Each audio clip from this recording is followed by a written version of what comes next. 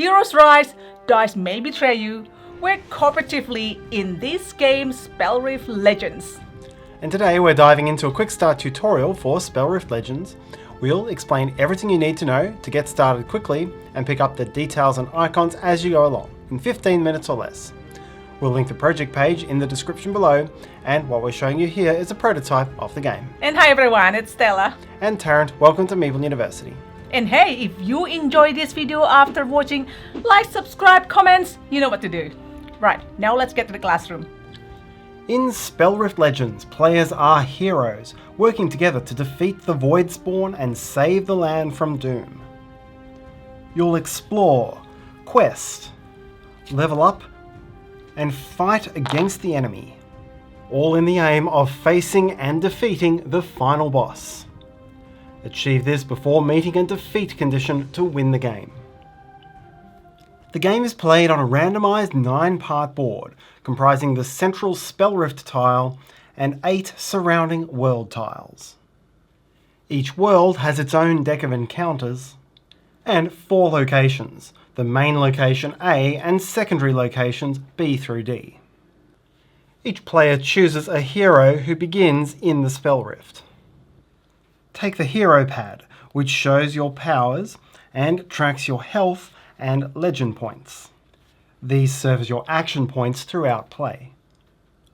You begin with a deck of 10 starter cards, and will have a shuffled deck of many more cards which serve as upgrades throughout the game.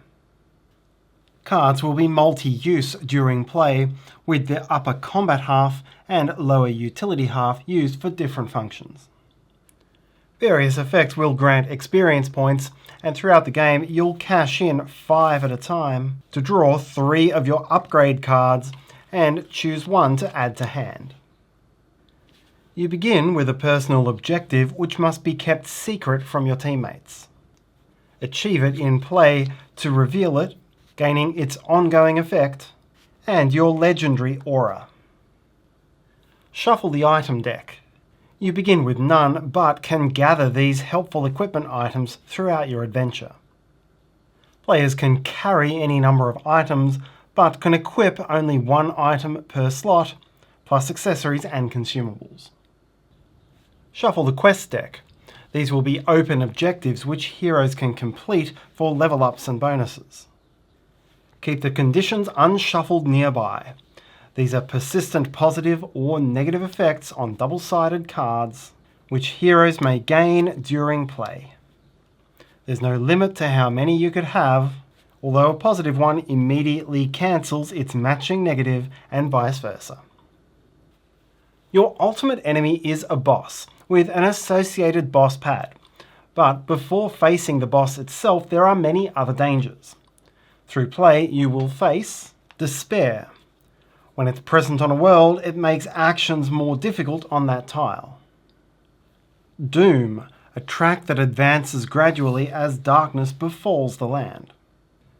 Void rifts, which are fissures in reality. These come with a deck of encounters and will spawn monsters. Basic monsters at less than 20 doom, or elite monsters at more. These are mobile enemies who bring more doom and damage. And there's events, a layered deck of 9 increasingly difficult cards resolved once per round to drive the enemy's actions. Based on your player count, the boss pad shows you your starting doom, starting quests, and in which worlds to place void rifts and monsters. Use the letter on the back of a tile to place it in a random location within its numbered world. All void rifts spawn monsters in setup. Place as many of the monster as shown on the card.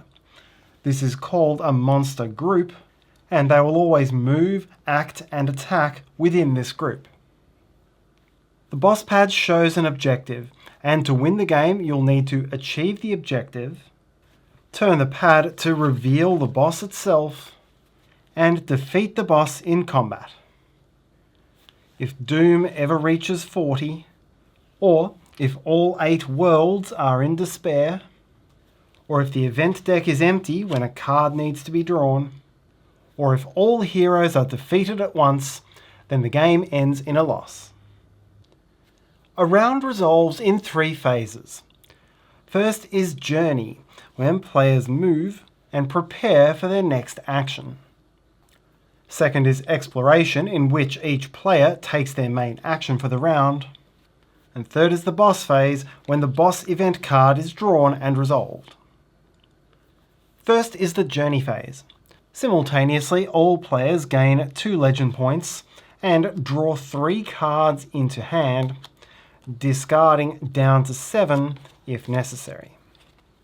Then choose a first player, and each player takes 1 journey turn in clockwise order, doing any combination of the following. You can move your hero as far as you wish from location to location, with each step costing either 1 legend point or costing 1 card of colour matching the destination.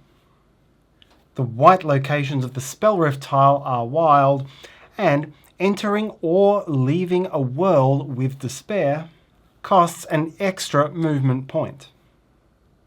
You can play cards for their lower half utility effects, either instant effects, which you resolve and discard, or exploit effects, which you add to your character and leave in play indefinitely, but for which you have a maximum of 2. You must discard 1 if you ever play a third. You could trade items with heroes in your location, or you can swap your own equipped and carried items. In the exploration phase, you can take 1 of 5 possible actions in your location. 3 of these involve tests, a roll of dice to see whether you pass or fail. So let's first look at how to resolve a test. A test will show one of the 5 coloured stats, here it's green, and a difficulty number. Gain D8s for the test by spending utility cards which show the corresponding icon. Here, for example, 1 or 2 green dice. Some cards may also grant the wild stat, while discarding any 2 cards can always grant a single wild stat. Roll the dice, and you can apply any rerolls or modifiers from your exploits or items, and can always spend 3 legend points to re-roll a 1, or 1 legend point to re-roll any other number. Now count your successes. A natural 8 is always 2 successes, and a natural 1 is always -1 success. These don't get modified. Other numbers score 1 success if they meet or exceed the test's difficulty. Here the difficulty was 5 because of this exploit effect. Therefore my total is 3 successes. You need only 1 success to pass and gain the pass effect, which in this case is 2 legend points and XP equal to 2 plus the number of successes, so 5. Enough for an instant upgraded card. Finish with no successes and you fail. So there are 3 exploration actions involving a test. Firstly, you can explore your location, draw a card from your world's deck, and perform the test. If you pass, you gain the reward and additionally take the card itself. You can spend this as a favour in any journey phase for the effect printed on its back. If the world was in despair when you took this action, then the difficulty of the test is increased by 1. But if you took the exploration action on the despair's A location, and you pass, then as further bonuses, you remove the despair, and you gain the favour effect immediately. That is, you get it now, and then again later when you spend the card for its favour. Secondly, you can try to close a Void Rift. Attempt the test on the top Void Rift card, and if you pass, gain the benefit and close the rift. Be warned, these are generally a little bit harder and have more severe fail penalties. However, leaving Void Rifts open on the world can be very dangerous in the boss phase. Thirdly, you can attempt a face-up quest test at your location. If you pass and gain the reward, discard it and replace it with a new quest, placing it in a random location in the usual way. Note that not all quests are tests. Many are completed automatically through other conditions. The fourth exploration action is combat. Fight a monster group in your location. Contest the combat over multiple combat rounds until only one side remains. To start each combat round, first roll an intent die for each individual monster in the group. This tells you how each will attack. Next, play cards from your hand for their upper attack effects. Choose any number and set them in an order, with ranged attacks first. Now resolve all hero and monster attacks in order. First ranged, hero then monsters, then melee, hero then monsters. Each effect is by definition an attack, even if defensive in nature. Attacks might add armor, lasting this combat round only. They might deal damage, which are deducted first from armor, and then from health points. They might trigger a die roll. As for tests, you can re-roll these for a cost, or modify with a card, before counting successes. A natural 8 giving 2, a natural 1 losing 1 success, and anything else scoring a success if it meets or exceeds the monster's defense. Deal damage equal to the number of successes, doubled if the attack type matches the monster's vulnerability. There are other tactical effects, for example icons like Pierce, which bypass armor, Teaming Up, where if there are multiple heroes in one location, they may all join the same battle as their actions for this phase, or Basic Attacks, where you can discard any card for a neutral die or an armor.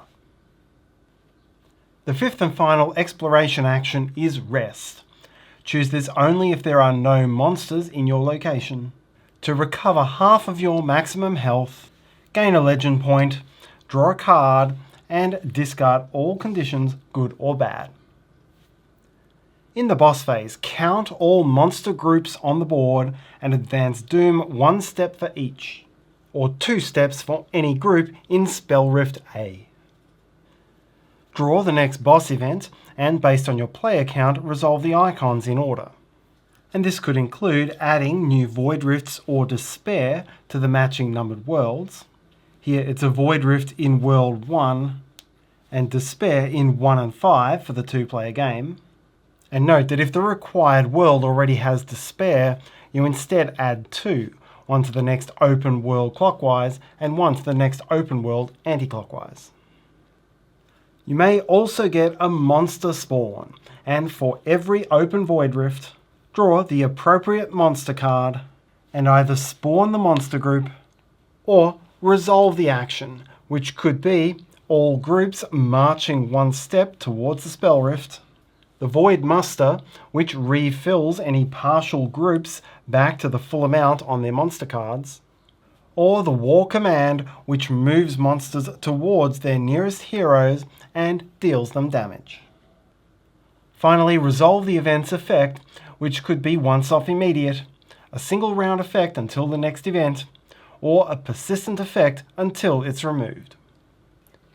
To win, you must first complete the boss objective. This will vary, and here, for example, it's closing Void Rifts.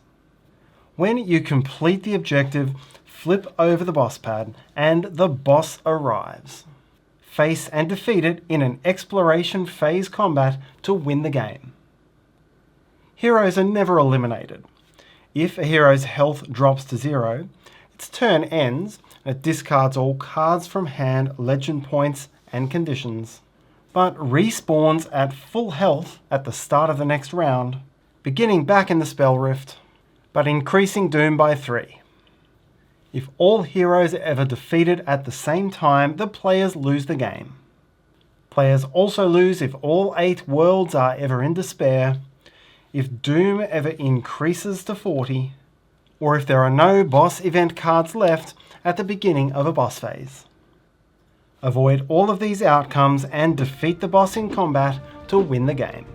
Thanks for watching, and if you like this video, maybe you'd like to watch this next one. Have a great day. Bye!